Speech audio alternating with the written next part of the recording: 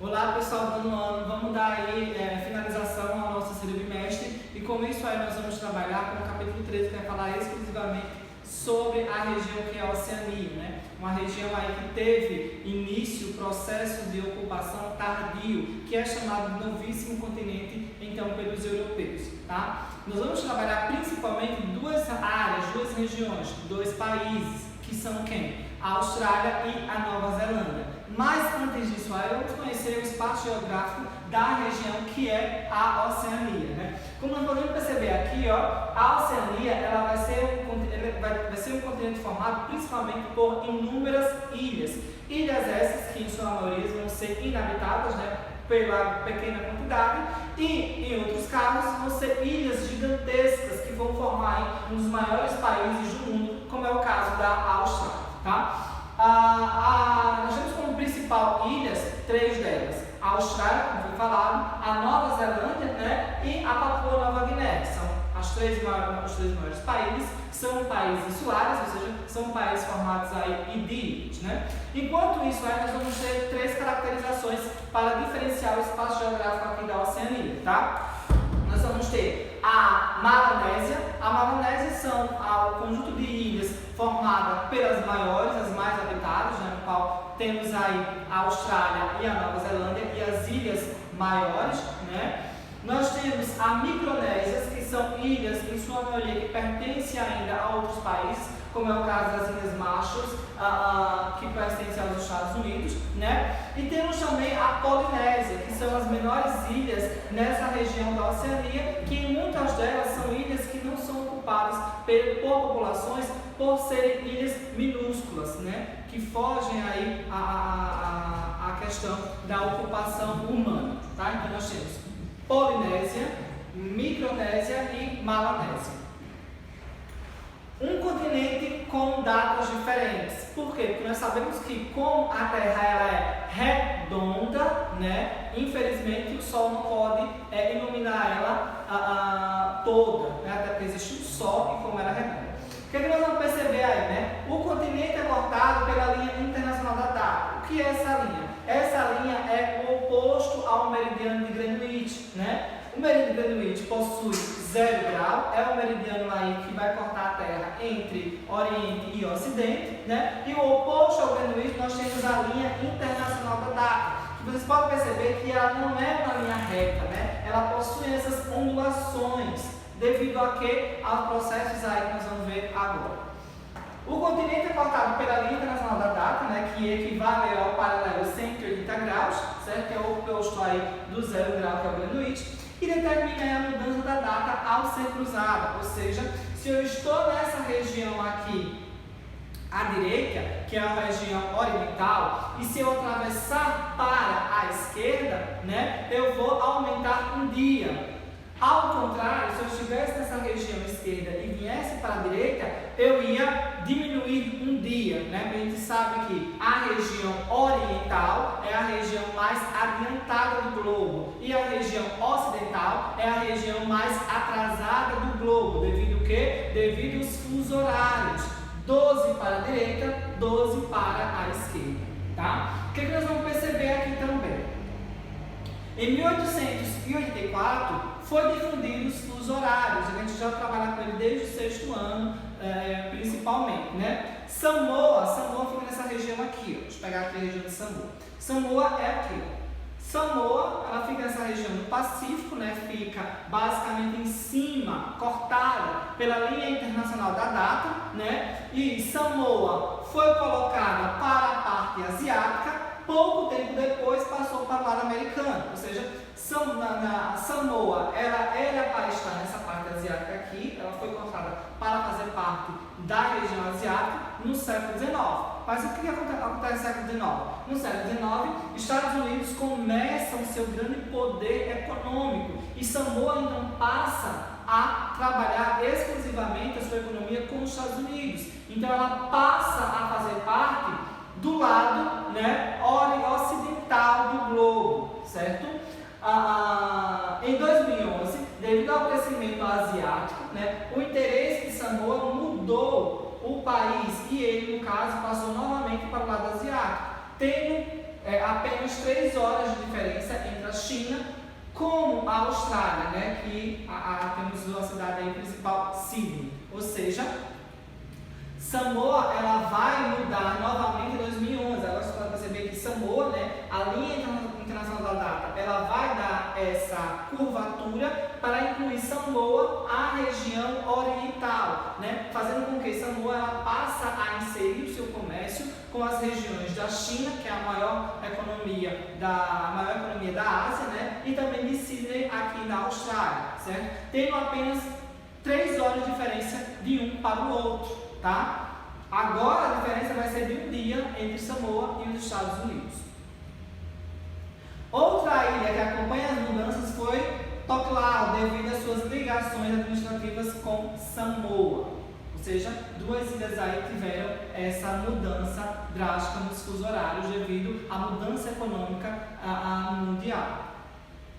Nessa região aqui também, né, que fica o Oceano Pacífico, fica essa região da Austrália, fica essa região toda da Oceania, vai ser marcada por grande instabilidade sísmica, né? Ou seja, a maioria dos vulcões, terremotos, maremotos e outros eventos geológicos ocorrem nessa região aqui que é chamado Círculo do Fogo. É uma região que como se fosse um círculo, tá? E esse círculo do fogo aqui, ela vai ser uma área de intensa atividade sísmica. Por quê? Porque existe uma grande quantidade de placas tectônicas que estão simultaneamente se chocando ou se divergindo uma das outras, né? Fazendo com que essa região aí apareça e forme inúmeros vulcões, terremotos, tsunamis, fossas oceânicas, entre outros. 90% dos abalos sísmicos e 90% dos eventos geológicos que ocorrem na região do globo vão ser retirados, vão ser e ter como registro essa região aqui, que é a região da Oceania, a região do Círculo do Fogo. Não só da Oceania, mas toda a região que é o Círculo do Fogo, no qual a Oceania faz parte. Vamos então falar da Oceania, aspectos sociais e econômicos, tá? Ficou juntinho aqui, mas pode colocar aspectos socioeconômicos. A Austrália e a Nova Zelândia são 2 países da Oceania que são considerados desenvolvidos e que possuem excelentes IDHs, ou seja, a Austrália e a Nova Zelândia são países da Oceania que possuem altíssimos IDHs e os mesmos aí contribuem para que a população viva, de certa forma, bem na questão saúde, educação, saneamento básico, habitação e entre outros. Já os demais países insulares do Pacífico têm sua economia mais limitada e maior carência de recursos naturais e população. Como os outros países são países pequenos, eles têm certa carência aí, né, de recursos naturais e carência de desenvolver a sua população e a sua economia. Falando sobre isso, nós temos a economia, né? Os 3 conjuntos de ilhas, que são elas, Melanésia, Micronésia e Polinésia, se baseiam na agricultura. Até a Austrália e a Nova Zelândia, sim, a Austrália e a Nova Zelândia se baseiam ainda na exploração e no desenvolvimento aí de produtos para matéria-prima. Além da mineração, nós temos a agricultura e o cultivo de frutos tropicais, nós temos o cultivo de cana-de-açúcar e o cultivo de café, além também do turismo, que é muito importante e muito utilizado e procurado na região da Oceania. Já a Austrália e a Nova Zelândia, por possuírem maiores extensões de terra e população, têm grande destaque econômico, principalmente por venderem, né, exportarem commodities, que são as matérias-primas utilizadas por outros países. A Austrália é detentora aí de uma grande riqueza mineral e se destaca por exportar, se destaca aí pela exportação principalmente de produtos primários, principalmente para os países asiáticos, como é o caso da China e como é o caso do Japão, que requer aí uma grande utilização e uma grande compra desses produtos. O que é que nós temos aqui, né? Seus principais parceiros são o Japão e China, como eu falei, e a Austrália vai vender muito para esses países produtos aí da mineração, da indústria, da agricultura e da pecuária. Apesar da economia australiana estar voltada para o setor primário, as indústrias também se destacam, especialmente as ligadas em processamento de bens agropecuários, né, que são as agroindústrias ou as semelhantes, e mineração. A atividade industrial concentra-se no sudeste do país, que é a região mais urbanizada e a mais desenvolvida, tá? principalmente das cidades de Sydney e de Melbourne, e corresponde a 25% do PIB da Austrália. 25% do PIB da Austrália estão nessas duas cidades, Sydney, a maior cidade da Austrália, e Melbourne. Como é distribuída a sociedade lá na Austrália e na Nova Zelândia, né? Entre os séculos XVIII e o século XIX, a Austrália e a Nova Zelândia foram incorporadas ao processo aí de exploração dos países europeus, né? Foram colônias aí, principalmente britânicas. Após a chegada de James Cook, né, que foi um navegador britânico, oficializou-se então a colonização e transformou a Austrália em colônia britânica. Inicialmente era uma colônia prisional. A Inglaterra, né, o Reino Unido, utilizava-se a Austrália para levar prisioneiros para aquela região e ficarem aí em cárcere. Passa a ser chamado então de Novíssimo Mundo aquela região do século XVIII e século XIX. Atualmente, a Austrália é uma federação que adota o parlamentarismo, ou seja, eles têm um parlamento que toma suas decisões e tem um primeiro-ministro que é a pessoa mais importante aí do país, né? E quem é o chefe de cerimônias, quem presta cerimônias e quem representa a Austrália em reuniões, em jantares, ainda continua sendo a Rainha Elizabeth, né, que é a rainha da Inglaterra. Por quê? Porque assim como o Canadá, a Austrália também faz parte da comunidade britânica, né, que tem como membro aí 51 países e tem a rainha como chefe de estado para fazer apresentações e aparições em alguns tipos de eventos, principalmente eventos sociais, tá? Mas quem toma de conta mesmo da economia e da política é o parlamento e o primeiro-ministro. A Nova Zelândia passou a ser totalmente independente em 1947, ou seja, a Nova Zelândia possui independência recente do Reino Unido. O processo de ocupação e povoamento da Austrália criou condições para a organização de uma base em uma sociedade multicultural, porque vieram não só apenas os ingleses, mas várias nações da Oceania e da Ásia migraram para aquela região, principalmente chineses e outras etnias, né? Além de apresentar uma economia próspera e diversificada, a Austrália e a Nova Zelândia possuem excelentes indicadores sociais. A Austrália e a Nova Zelândia possuem excelentes indicadores sociais que chegam a ser muito altos, a mais de 0,90 pontos aí a Austrália e a Nova Zelândia. Isso quer dizer que a sociedade vive muito bem em termos de educação, saúde, lazer, saneamento básico e renda per capita, né? População. A Oceania apresenta uma população de pouco mais de 37 milhões de habitantes. Entre eles, 25 milhões são australianos, com isso se torna um continente menos populoso e tem crescimento demográfico de 1,3, ou seja, assim como a Europa, a Austrália possui aí um crescimento econômico pequeno, baixo, que precisa ser melhorado para não enfrentar problemas futuros, como problemas previdenciários e como problemas aí de falta de mão de obra para trabalhar. A Austrália e a Nova Zelândia predominam os descendentes europeus, enquanto os outros países, né, ainda possuem um grande predomínio de população nativa, né, que são chamados de maoris ou os aborígenes que moram naquela região, como a gente pode perceber nessas imagens aqui.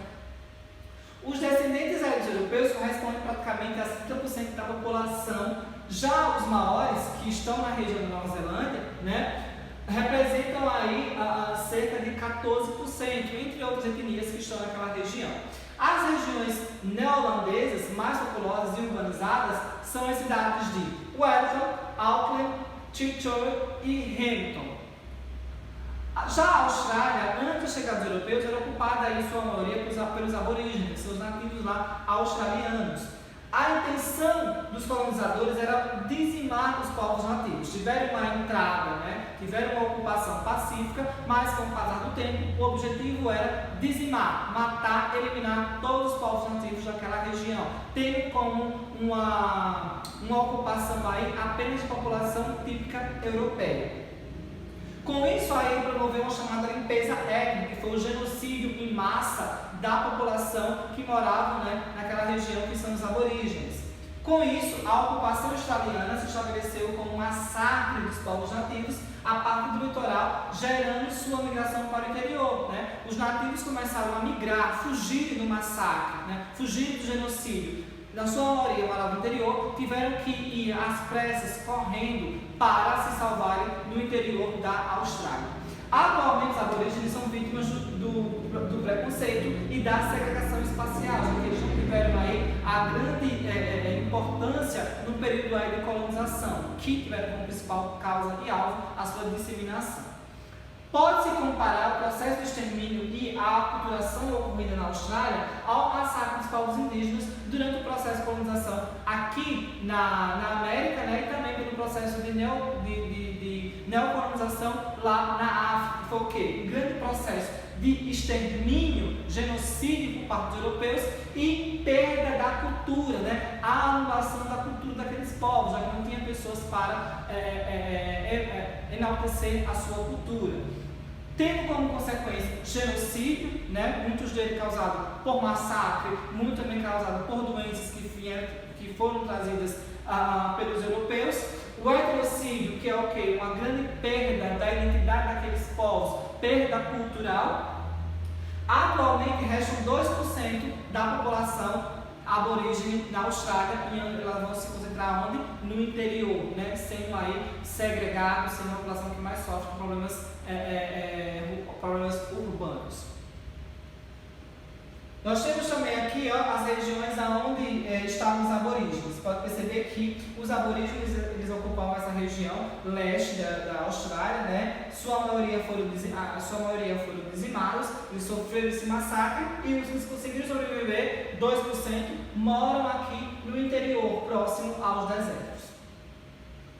Entre 1910 até 1970, uma lei discriminatória visava o branqueamento da população, ou seja, a população branca europeia, né, roubavam, sequestravam as crianças aborígenes e fazia com que elas tivessem uma roupagem étnica, ou seja, as crianças eram sequestradas, raptadas, elas eram obrigadas a aprender a falar a língua inglesa e ter costumes europeus, né? Isso foi até 1970. Hoje, os povos aborígenes conseguiram o direito que, com lei que os protege, porém, as desigualdades sociais ainda existem, principalmente por parte desses povos aborígenes. A população da Austrália não se distribui de maneira homogênea pelo território, havendo ainda grandes vazios demográficos, principalmente nessa região aqui que é marcada pelo deserto australiano, no interior. Os australianos se concentram nas regiões litorâneas próximas às cidades, né, costeiras. Nós temos aqui as principais cidades, como por exemplo nós temos a cidade de Sydney, a cidade de Melbourne, a cidade de Adelaide, nós temos também a cidade de Perth, entre outras, né, e Brisbane.